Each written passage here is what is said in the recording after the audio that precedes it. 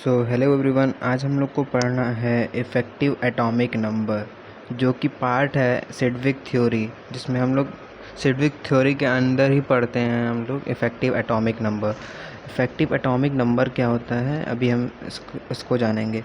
इससे पहले हम लोग को पढ़ना होगा सिडविक थ्योरी।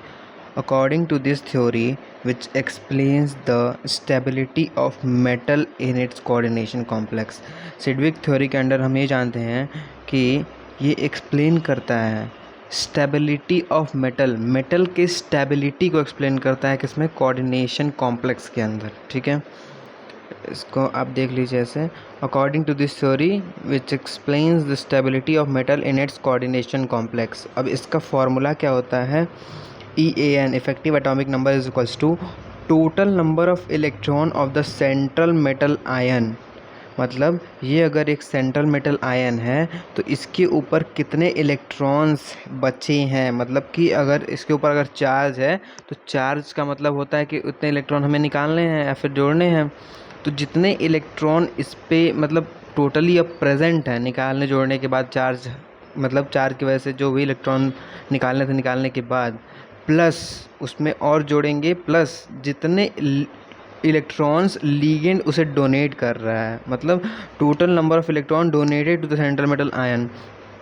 इसका फॉर्मूला ये हो गया कि जितने इलेक्ट्रॉन्स जो सेंट्रल मेटल आयन के पास प्रेजेंट हैं, मतलब कि सेंट्रल मेटल आयन ये है, इसके पास जितने इलेक्ट्रॉन प्रेजेंट हैं plus total number of electron जो इसको डोनेट किए जा रहे हैं, उसको ही कहते हैं हम लोग इफ़ेक्टिव एटॉमिक नंबर। ठीक है, तो हमारा मेन गोल ये था। पहले तो हम एक सिंपल सा करके देख लेते हैं, उसके बाद से करेंगे। एक दो क्वेश्चंस हैं जो कि मतलब थोड़े से कॉम्प्लिकेटेड हैं, लोगों को नहीं आते हैं वो। K4 FeCN का होल शिफ्ट, ये सिंपल वाला है, पहले ये हम लोग करके देख लेते हैं। पहले हमें क्या निकालना होगा, कोऑर्डिनेशन कंपाउंड्स में सबसे पहले जो भी कॉम्प्लेक्स दिख जाए सबसे पहले उसका हम लोग ऑक्सीडेशन नंबर निकाल लेते हैं। तो पोटेशियम का 1 होता है +1 4, Fe का x, Cn का -1 × 6 इज इक्वल्स टू 0। ये ऑक्सीडेशन स्टेट निकालने का तरीका है। इसमें +4 हो जाएगा, +x −× 6 इज इक्वल्स टू 0। देख, अब 6 को हम उधर ले जाएंगे, 4 को भी उधर ले जाएंगे, तो x -6 है तो +6 हो जाएगा ये, और ये +4 है तो -4 हो जाएगा, और ये हो जाएगा +2। ओके, ये हो गया हमारा ऑक्सीडेशन स्टेट। ठीक है, अब हम क्या करेंगे, अब हम लेंगे Fe को, जितने चार्ज प्रेजेंट है इस पर ऐड कर देंगे। Fe का एटॉमिक नंबर होता है 26। ठीक है, एटॉमिक नंबर हमें पता है 26 और इस पर 2+ चार्ज है, तो इसमें से 26 में से अगर हम 2 इलेक्ट्रॉन निकाल देते हैं, +2 चार्ज का मतलब हमें 2 इलेक्ट्रॉन निकालना है इसमें से। ठीक है, तो 26 में से हम 2 इलेक्ट्रॉन निकाल दिए, तो ये कितना हो गया, 24 इलेक्ट्रॉन्स बचे हैं इस पर।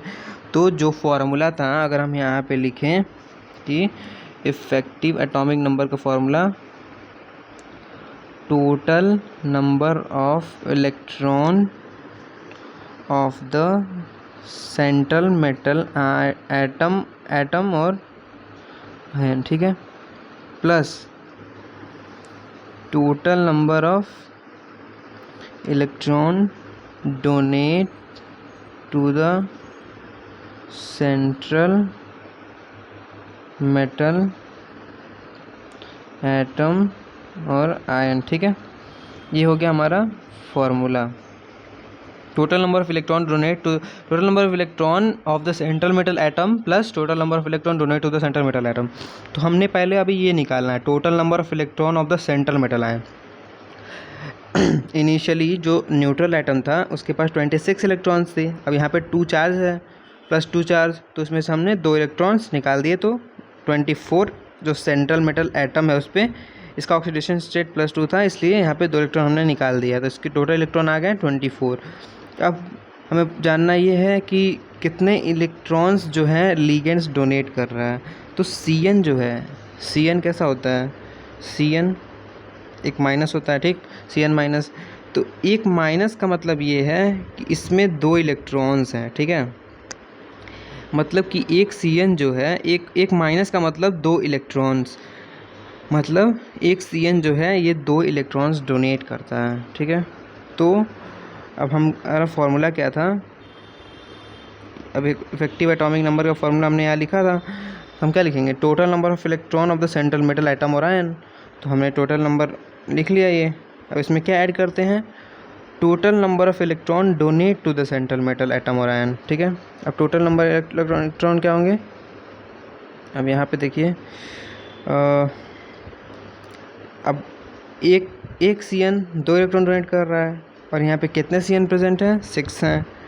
तो यहाँ पे हमने 6 लिख दिया। तो आ गए कितने ये, 24 प्लस 6 2 ज़ा 12, और ये क्या हो गया, 36 आ जाएगा। और जिसके भी मतलब नोबल गैस कॉन्फ़िगरेशन जो होता हम निकालते थे वो उसके बराबर आ जाए तो वो स्टेबल माना जाता है। जैसे कि 36, 54, 86। 36 किसका हो गया, क्रिप्टॉन का। 54 जेनॉन का, रेडॉन का, रेडॉन आरएन होता है शायद, ठीक है। तो इसके बराबर अगर जिसका भी आ जाए इफेक्टिव एटॉमिक नंबर, मतलब कि वो स्टेबल कंपाउंड है, ये स्टेबल हो गया, ठीक है। अब उसके बाद हमें पढ़ना है 2 ऐसे कंपाउंड्स, कॉम्प्लेक्स कंपाउंड्स, जिसके जनरली मतलब वो उसमें 2 सेंट्रल मेटल आयन होते हैं, मतलब कि उसमें 2 मेटल होते हैं, ठीक है। अब उसका हमें पढ़ना है।